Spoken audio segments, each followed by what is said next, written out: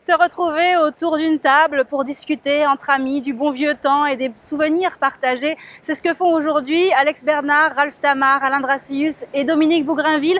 Ensemble, ils se souviennent d'un monument de la musique caribéenne. Et si vous ne le connaissiez pas, eh bien je vous présente Marius Cultime.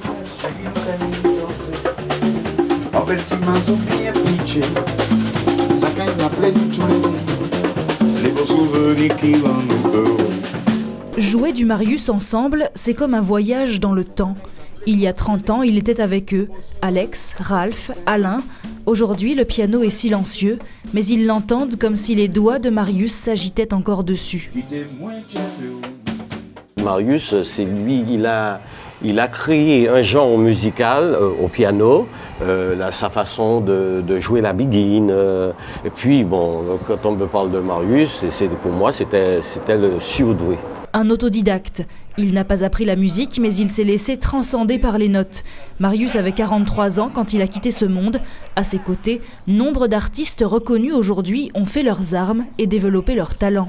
Moi, en tant que jeune musicien à l'époque, j'ai toujours eu envie de travailler avec ce magnifique musicien martiniquais. C'était le repère et c'était un genre de récompense que de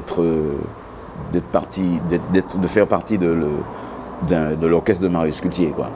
C'était le musicien le plus remarquable, quoi, de la Caraïbe.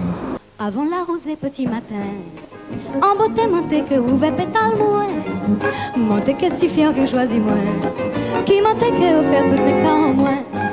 Un génie apprécié au-delà des mers. Ses contemporains, Chick Corea, Herbie Hancock, Monty Alexander et d'autres grands noms du jazz connaissaient son travail.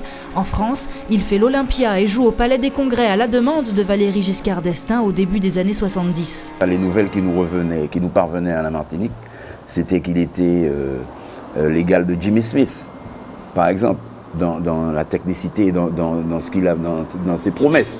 Aujourd'hui encore, il y a du Cultier dans les doigts des pianistes martiniquais, toutes générations confondues. Mais pour marquer son époque à ce point, plus qu'un musicien, il faut être un personnage spécial. On ne peut pas être un musicien doué et puis être comme tout le monde, hein. Je lui dis que nous allons faire une photo, par exemple. Je parle d'anecdote, hein. Nous allons faire une photo. Il va prendre du parfum, il va mettre un déodorant sur les bras. Original et spontané, son maître mot, l'improvisation, et pas qu'en musique. Toute sa vie se décidait sur le moment. Un jour, je me promène donc, sous la savane. En fait, j'étais sorti faire des achats. Et je rencontre Marius. Donc, il devait être 10h du matin.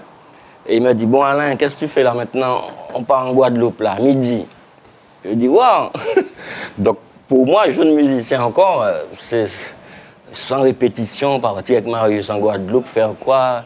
Croire en la jeunesse et lui insuffler l'envie d'aller plus loin, comme un regard bienveillant qui a même accompagné des musiciens qui n'ont pas joué avec lui. Un jour, je me retrouve à Fort-de-France et je vois un magasin de musique et je vois une batterie en argent, argentée.